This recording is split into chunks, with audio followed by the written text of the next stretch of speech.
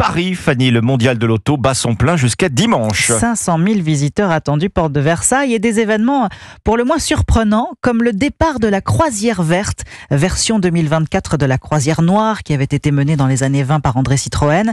À l'initiative de cette folle épopée, un ancien pilote du rallye Dakar qui veut traverser l'Afrique de bout en bout, du Maroc à l'Afrique du Sud, en voiture, sans permis, électrique, avec un défi Axel May, ne pas tomber en panne de batterie.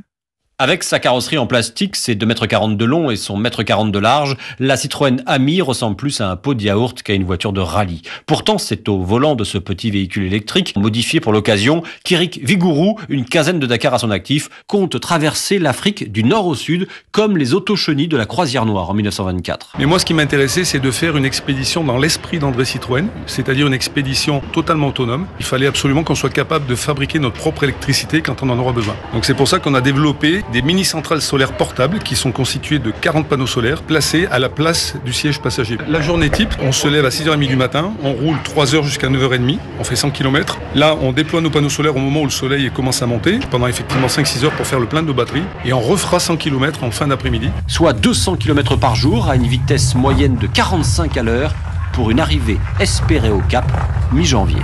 Axel May.